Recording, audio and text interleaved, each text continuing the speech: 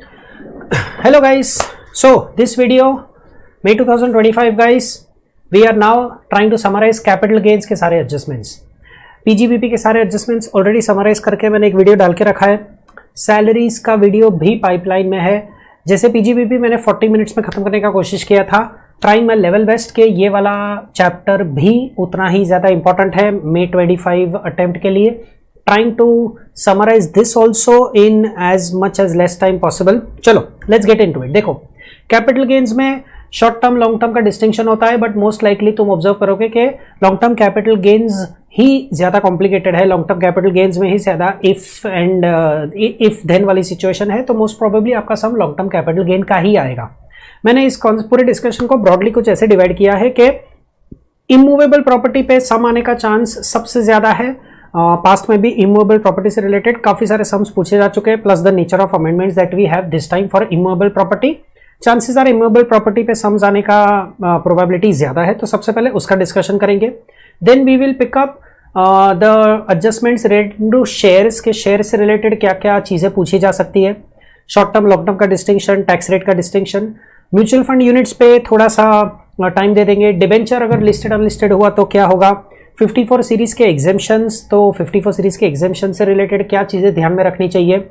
Then 2-3 amendment है जो मैं एंड में कवर कर लूंगा फटाफट। चलो इमूवेबल प्रॉपर्टी पे सम आया तो full value of consideration what are you going to take when I say immovable property. Immovable property I mean land, building residential हो सकता है, कमर्शियल हो सकता है। तो इमूवेबल प्रॉपर्टी के लिए अपने पास सेक्शन है, section number 50C, which is pretty much identical to the PGBP section 43CA। stamp duty value is less than equal to 110% of the consideration, तो तुम्हारा full value of consideration FVC is going to be the consideration amount।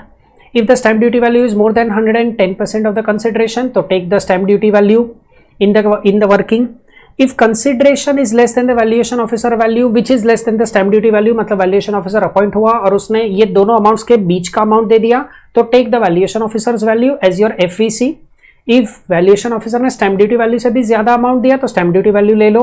Generally institute के standard answers में ये चीज observe की गई है कि जब भी सेक्शन 50C आता है तुम्हारे कैपिटल गेन्स के सम्स में, तो they start the solution by writing this small theory about section 50C। तो थोड़ा सा थियरी लिख लेना कि भाई consideration is less than SDV, therefore section 50C applies. 110% वाला कॉन्सेप्ट लिख लेना। अगर वैल्यूएशन ऑफिसर का कॉम्प्लिकेशन है तो वो भी लिख लेना। उसके बाद अपना वर्किंग स्टार्ट करना।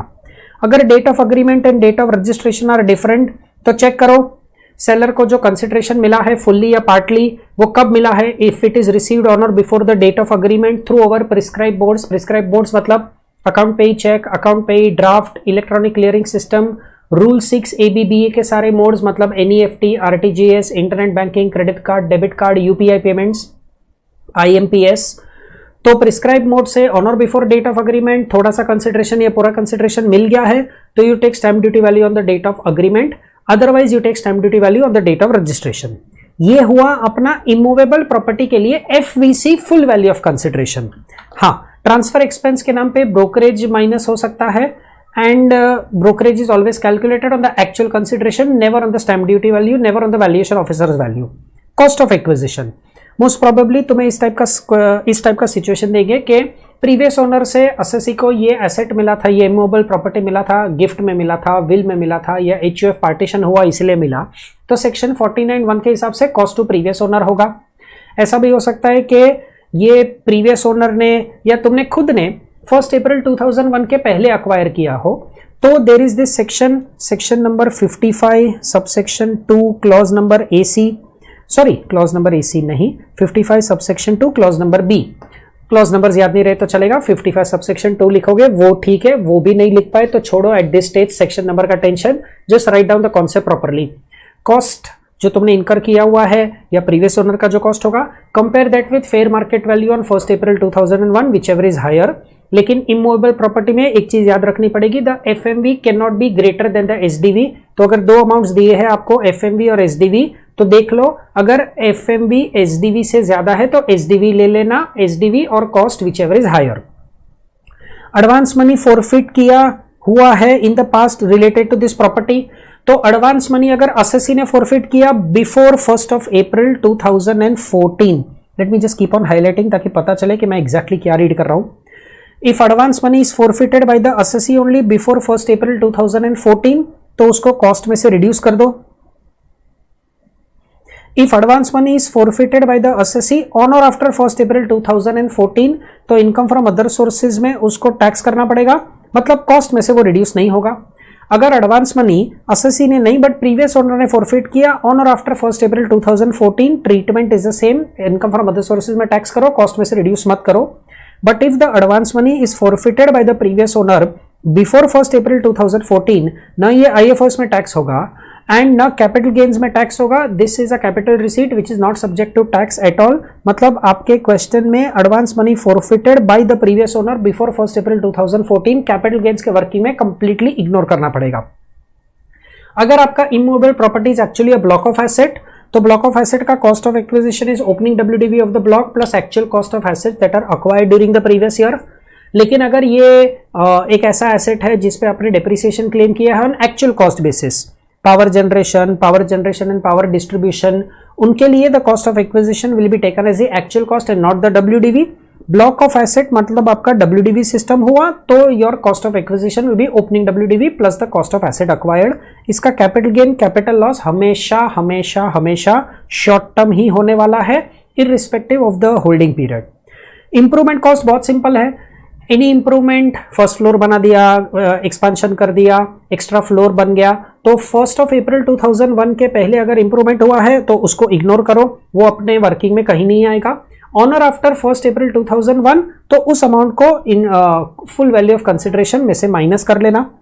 इमूवेबल प्रॉपर्टी का बात चल रहा है, date of transfer, in fact not just immovable property guys, capital gains के सम्स में डेट ऑफ ट्रांसफर तुम्हारे अटेम्प्ट के लिए बहुत इंपॉर्टेंट हो गया, because any transfer before 23rd July 2024 long term capital asset हुआ तो indexation benefit is available, but if the transfer is on or after 23rd July 2024 तो indexation has been abolished। ये सबसे बड़ा अमेंडमेंट है कैपिटल गेन्स का, इसकी वजह से टैक्स रेट में भी चेंज आया है।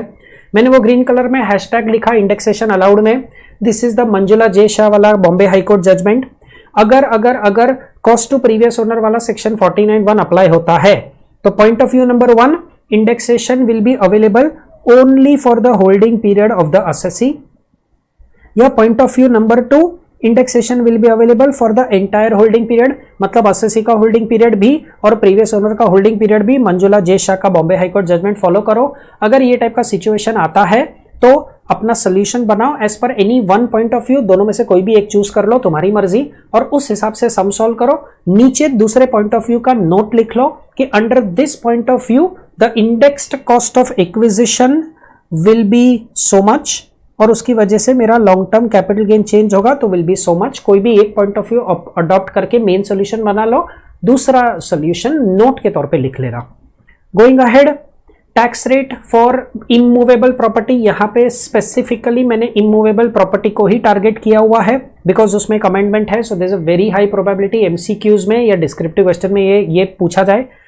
अगर आपने इमूवेबल प्रॉपर्टी अक्वायर किया है बिफोर 23rd जुलाई 2024 और उसको ट्रांसफर भी किया है बिफोर 23rd जुलाई 2024, तब इंडेक्सेशन बेनिफिट अवेलेबल था, you will get the benefit of indexation, और एक ही टैक्स रेट था। सेक्शन नंबर इसमें सेक्शन 112 ही होने वाला है for immovable property, 20% with indexation. अगर आपने before 23rd July 2024 immovable property acquire करी थी but you have transferred it on or after 23rd July 2024, तो यहां पे the amendment comes into picture, no indexation benefit will be available. अगर आप resident individual हो या रेसिडेंट HUF हो तो आपको टैक्स पेबल कैलकुलेट करने के लिए दो ऑप्शन दिए जाएंगे, पुराने रेट के हिसाब से 20% विथ इंडेक्सेशन या नए रेट के हिसाब से 12.5% without indexation, but this option is only available for calculation of income tax. Capital gains का वर्किंग जो ऊपर टोटल इनकम में दिखाना है that will always be without indexation. Tax calculation के लिए वो भी अगर आप रेजिडेंट इंडिविजुअल, रेजिडेंट HUF हो तो हम आपको ये ऑप्शन देंगे। दिस ऑप्शन इज स्ट्रिक्टली अगर the capital asset, the immovable property was acquired before 23rd July 2024 but it was transferred on or after 23rd July 2024. बाकी कोई भी एसएससी हुआ, कंपनी हुआ, पार्टनरशिप फॉर्म हुआ तो 12.5% विदाउट इंडेक्सेशन आपको कोई ऑप्शन नहीं दिया जाएगा. It will be 12.5% without indexation. And very rare possibility, quite frankly ये वाला चीज आ जाए, मैंने जस्ट लिखने के लिए लिख दिया. अगर आपने कैपिटल एसेट अक्वायर भी किया, कैपिटल एसेट नहीं सॉरी इमूवेबल प्रॉपर्टी अक्वायर किया on or after 23rd July 2024 और उसको ट्रांसफर भी किया on or after 23rd July 2024, of course we are talking long term. तो अगर लॉन्ग टर्म हुआ तो ये ट्रांसफर डेट ऑब्वियसली 24-25 में नहीं होगा, फ्यूचर में होगा, 2 साल के बाद ट्रांसफर हुआ होगा. Indexation benefit is not available. सारे एसएससीज के लिए 12.5% विदाउट इंडेक्सेशन. क्या पता तुम्हें कोई ऐसा सम क्रिएट करके दिया जाए कि तुमने अभी कोई एसेट खरीदा है और उसको 2 या 3 साल के बाद बेचा है तो क्या होगा. सेक्शन 54 के एग्जेम्पशन के साथ कनेक्ट करके ऐसा कोई ट्रांजैक्शन कर सकते हैं कि ओरिजिनल एसेट बेचा, न्यू एसेट खरीदा, एग्जेम्पशन ले लिया, फिर उस न्यू एसेट को 2 या 3 साल के बाद बेचा तो 26, 27, 28 में बेचा. What will be the tax implication. बहुत ज्यादा ही कॉम्प्लिकेटेड सम मैं सोच रहा हूं but I am just trying to cover all basis. क्या पता इंस्टीट्यूट क्या बाउंसर डाल दे. सो ये अपना इमूवेबल प्रॉपर्टी का पूरा डिस्कशन था. इमूवेबल प्रॉपर्टी से रिलेटेड एक छोटी सी चीज कि भाई आपको सेक्शन 54 के एग्जेम्पशंस मिल सकते हैं बट देन अगर आपका इमूवेबल प्रॉपर्टी लैंड है and we are talking of course ये सारे 54 के एग्जेम्पशन जो हम लोग सोच रहे हैं they are only applicable if your immovable property is held as a long term capital asset. तो लैंड इज द एसेट तो 54F में एग्जेम्पशन ले सकते हो या 54EC के बॉन्ड्स खरीद के एग्जेम्पशन ले सकते हो. Residential property is asset that you transfer तो सेक्शन 54 में एग्जेम्पशन ले सकते हो और एक रेसिडेंशियल प्रॉपर्टी में इन्वेस्ट करके, या 54EC के बॉन्ड्स भी अवेलेबल है. कमर्शियल प्रॉपर्टी के लिए 54F और 54EC का कॉम्बिनेशन पॉसिबल है. लैंड प्लस रेसिडेंशियल प्रॉपर्टी हुआ तो 54 का एग्जेम्पशन सिर्फ और सिर्फ रेसिडेंशियल प्रॉपर्टी के लॉन्ग टर्म कैपिटल गेन के लिए होगा, लैंड के लिए अवेलेबल नहीं होता. लैंड के कैपिटल गेन के लिए आप 54EC यूज कर सकते हो. Land plus commercial property 54 is not available, 54F and 54EC is what is available. चलो, this wraps up our questions on immovable property. Now questions if they are based on shares, थोड़ा सा detailed chart बन गया है तो I be zooming in during the video. Please इसको जरा ध्यान से देखना. अगर मेरे शेयर्स अनलिस्टेड है तो कॉम्प्लिकेशन बहुत कम है. अगर मेरे शेयर अनलिस्टेड है तो ट्रांसफर डेट 23rd जुलाई के पहले है. लॉन्ग टर्म हुआ तो इंडेक्सेशन अलाउ हो जाएगा 20% with indexation and short term capital gain हुआ तो regular tax rates will apply. But if the transfer is on or after 23rd July 2024 तो indexation benefit is not available for long term. Tax rate is 12.5% without indexation unlisted shares के लिए. Regular tax rates apply for short term capital gain. This is unlisted share that we are talking about. If the shares are listed तो मैंने 2 parts में divide कर दिया. Short term capital gain आया तो क्या, लॉन्ग टर्म कैपिटल गेन आया तो क्या. शॉर्ट टर्म कैपिटल गेन आया, लिस्टेड शेयर का बात हो रहा है, just keep at the back of your mind, listed share का बात हो रहा है. तो अगर आपने ट्रांसफर के वक्त एसटीटी पे कर दिया है तो सेक्शन 111A लग जाएगा. 111A लग गया तो 15% का tax rate before 23rd July, but the amendment on or after 23rd July transfer हुआ तो 15% हैज बीन इंक्रीज टू 20%. लेकिन अगर लिस्टेड शेयर है, एसटीटी आपने ट्रांसफर के वक्त पे नहीं किया है, मतलब प्राइवेटली स्टॉक एक्सचेंज के बाहर बेचा है, तो section number 111A does not apply. Short term capital gain का बात हो रहा है तो that means it will be taxable as per regular tax rate. अगर मेरे शेयर्स लिस्टेड है और लॉन्ग टर्म कैपिटल गेन आया तो भाई जरा चेक करो क्या एसटीटी पे हुआ था एट बोथ ओकेजन्स, एक्विजिशन पर भी और ट्रांसफर पर भी. हाँ हुआ था. नेक्स्ट पेज पे जाके थोड़ा डिटेल में उसका डिस्कशन करते हैं. अगर एसटीटी कोई एक इवेंट पे, परचेज पे या ट्रांसफर पे नहीं पे हुआ था, अगर नहीं पे हुआ था तो section number 112A is not applicable. Then long term capital gain के लिए अपना सेक्शन 112 विल अप्लाई. 55(2)AC का जो स्पेशल सेक्शन है कॉस्ट ऑफ एक्विजिशन कैलकुलेट करने का, वो यहां पे अप्लाई नहीं होगा. नेक्स्ट पेज पे देख लेते हैं. Transfer made before 23rd July 2024 20% with indexation का tax rate, and if it is on or after 23rd July 12.5% without indexation. अगर हमारा शेयर लिस्टेड शेयर है, लॉन्ग टर्म कैपिटल गेन है और एक्विजिशन और ट्रांसफर दोनों पे हमने एसटीटी पे किया हुआ है, तो तो सेक्शन नंबर 112A लग जाएगा, ट्रांसफर पे और एक्विजिशन दोनों पे हमने एसटीटी पे किया है, 112A लग गया। 1,25,000 का एग्जाम्शन मिलेगा। ये एग्जाम्शन अमाउंट पहले कुछ और था, 1 लाख रुपीज था, अब अमेंड होकर 125 हो गया है। 1,25,000 पूरे साल का एग्जाम्शन लिमिट है, डेट वाइज नहीं है, लेकिन जितना excess long term capital gain आया ओवर एंड अबव 1,25,000 उसको चेक करो कि वो कैपिटल गेन कब अराइज होता है। If it arises before 23rd July tax rate is 10%, if it arises on or after 23rd July tax rate is 12.5%। इसमें indexation benefit कभी अवेलेबल होता ही नहीं था। इस टैक्स के सामने 112A के टैक्स के सामने आपको सेक्शन 87A का रिबेट नहीं मिलेगा। सेक्शन 87A का रिबेट स्लैब रेट वाले टैक्स के सामने मिल सकता है, विनिंग्स लॉटरी गैम्बलिंग बेटिंग उस टैक्स के सामने मिल सकता है।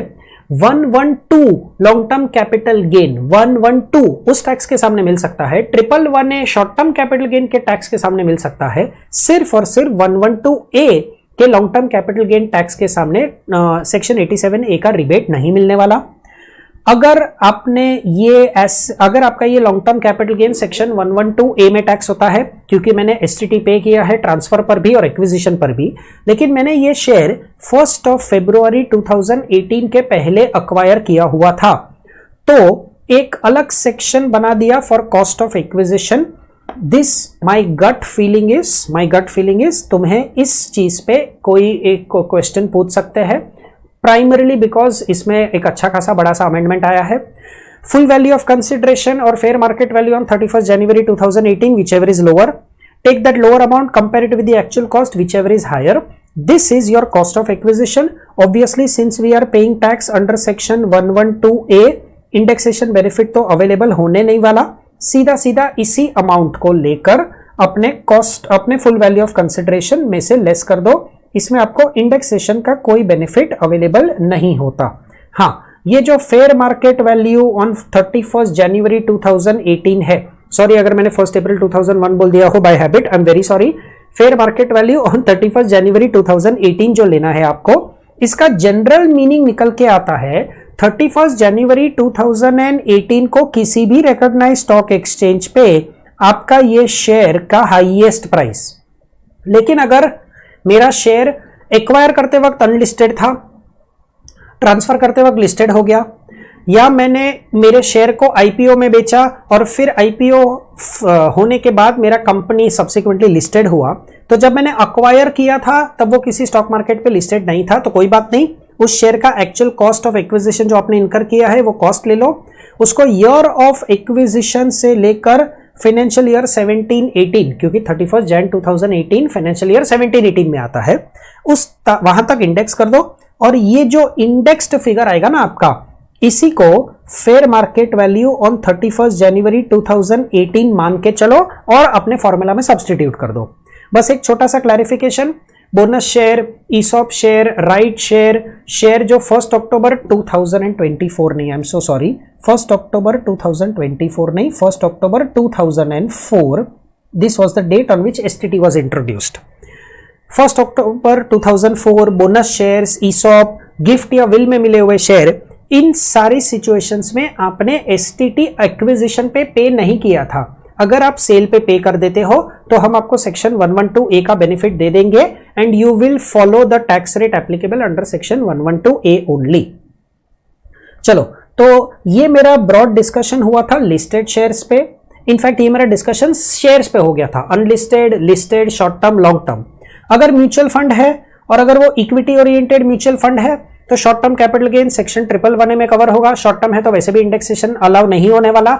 Before 23rd July tax rate 15%, on or after 23rd July tax rate is 20%। ये अपना अमेंडमेंट हुआ। If it is long term capital gain तो section number applicable year is section number 112A for units of equity oriented mutual fund, but naturally no indexation available. 1,25,000 का आपको exemption मिलेगा, excess amount पे tax लगेगा 10% before 23rd July, on or after 23rd July 12.5%।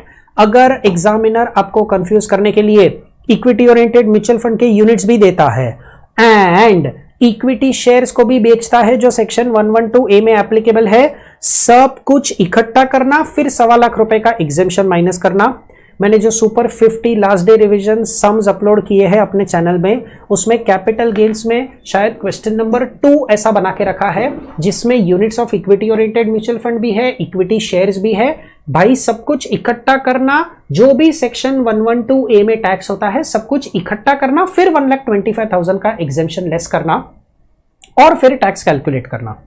Specified mutual fund मतलब एक ऐसा mutual fund जो equity shares में 35% से कम इन्वेस्ट करता है, बाकी का अमाउंट अलग अलग जगह पे डिबेंचर्स में, बॉन्ड्स में, किसी और म्यूचुअल फंड में एक्सेट्रा इन्वेस्ट करता है।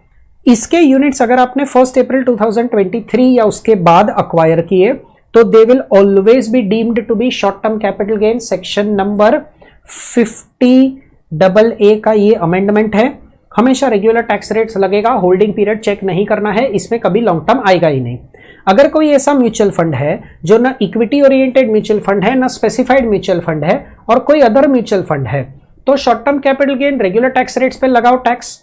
Long term capital gain before 23 July indexation benefit मिल जाएगा, 20% का टैक्स रेट लगेगा। Obviously this section number that we are talking about is section number 112। On or after 23rd July it is 12.5% without the benefit of indexation। Other mutual funds को किसी other normal capital asset की तरह ही treat करना है and tax rates are identical to the other capital assets like jewellery etcetera. अच्छा, अगर debentures हुए, अगर आपका कैपिटल एसेट डिबेंचर है तो देखो भाई डिबेंचर पे तो कभी इंडेक्सेशन अवेलेबल था ही नहीं। 23 जुलाई के पहले, 23 जुलाई के बाद सदियों से इंडेक्सेशन बेनिफिट कभी डिबेंचर पे अवेलेबल होता ही नहीं है। अगर आपका डिबेंचर लिस्टेड हुआ तो because it is debenture, obviously section number 111A is also not applicable for debentures। इसको actually यहाँ पे लिखने के बजाय I should write it properly। debentures पे कभी section number 111A and section number 112A कभी apply होते ही नहीं है। short term capital gain is taxable as per regular tax rate। Long term capital gain before 23 जुलाई 10% का आपको ऑप्शन मिलता है listed, 20% without indexation, 10% without indexation, तो ऑब्वियसली कोई भी 10% ही चूज करेगा, तो 10% दिमाग में रखो, लिस्टेड है इसलिए ऑप्शन मिल रहा है। ऑन और आफ्टर 23 जुलाई कोई ऑप्शन नहीं मिलेगा, 12.5% विदाउट इंडेक्सेशन। अनलिस्टेड हुआ ना तो यहां पे ये आपका अमेंडमेंट आ जाता है कि if the unlisted debentures are redeemed or transferred on or after 23 जुलाई 2024 तो deemed to be short term in nature, regular tax rates will apply. हाँ, अगर ये अनलिस्टेड डिबेंचर रिडीम हुआ, ट्रांसफर हुआ बिफोर 23 जुलाई तो लॉन्ग टर्म शॉर्ट टर्म का distinction possible है। Short term के लिए regular tax rate, long term के लिए 20%। डिबेंचर है तो बट ऑब्वियसली विदाउट इंडेक्सेशन है तो 20% विदाउट इंडेक्सेशन ही होगा। एक छोटा सा पॉइंट याद रखने जैसा, यहां पे मुझे लगता है they might try to confuse a student. Compulsory acquisition is obviously a method of transfer, वो 23 जुलाई 2024 के पहले हुआ। It could have happened in financial year 23-24, financial year 22-23। Conversion of capital asset into stock in trade, ये conversion का event भी 23 जुलाई 2024 के पहले हुआ, 22-23 में हो गया, 20-21 में हो गया। मेरा कैपिटल एसेट डैमेज या डिस्ट्रॉय हो गया लेट्स से अप्रैल 2024 में, मार्च 2024 में, जून 2024 में। लेकिन इन तीनों के तीनों केस में ना इनकम टैक्स एक्ट ने बोल के रखा है in very crude short words, जब पैसा मिलेगा ना तब टैक्स भरना। कंपल्सरी एक्विजिशन के लिए कॉम्पेंसेशन रिसीव होता है। Conversion of capital asset into stock in trade, पैसा तब मिलेगा जब स्टॉक इन ट्रेड बेचोगे। डैमेज या डिस्ट्रक्शन टू कैपिटल एसेट, पैसा मिलेगा in the form of insurance claim, वो जब रिसीव होगा ना, पैसा रिसीव होगा तब कैपिटल गेन टैक्सेबल होगा। अगर वो रिसीव होता है ऑन और आफ्टर 23 जुलाई 2024, आप कलर देखो, मैंने रेड कलर में बिफोर 23 जुलाई डाल के रखा है, वो मेरा ट्रांसफर का डेट है, लेकिन amount received is on or after, वो ब्लूइश कलर में ऑन और आफ्टर 23 जुलाई है। अगर ये सिचुएशन हुई तो गाइस ट्रांसफर 23 जुलाई के पहले हुआ है, ट्रांसफर 23 जुलाई के पहले हुआ है तो definitely indexation benefit is going to be available. Indexation benefit is not available for transfer that is happening on or after 23 जुलाई। लेकिन अपने केस में जो ट्रांसफर हुआ है वो ये देखो, this thing that I am currently pointing out, अपने केस में जो ट्रांसफर हुआ है वो 23 जुलाई के पहले हुआ है तो indexation benefit will be available to you. 54 series के exemption, investment to be made in the new asset, check कर लेना जो न्यू एसेट है वो एलिजिबल भी है या नहीं, और उसका डेट ऑफ इन्वेस्टमेंट चेक कर लेना क्योंकि हर एक सेक्शन में टाइम लिमिट है।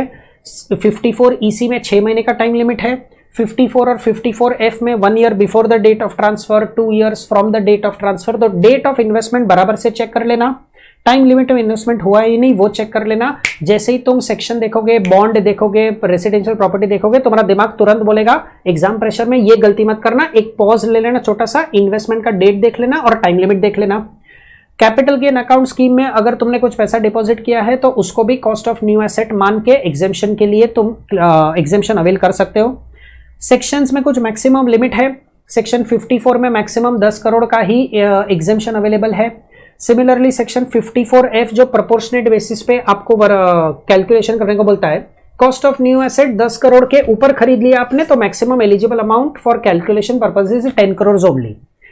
54 EC के बॉन्ड्स का मैक्सिमम एग्जेम्पशन 50 लाख रुपीस ही है, उसका टाइम लिमिट 6 मंथ्स का टाइम लिमिट है। 54 EC के सेक्शन के लिए कैपिटल गेन अकाउंट स्कीम का बेनिफिट अवेलेबल नहीं होता, not possible to deposit money into the capital gain account scheme. तो भाई फॉर्मूला अप्लाई करते वक्त मैक्सिमम लिमिट एक बार ध्यान दे देना।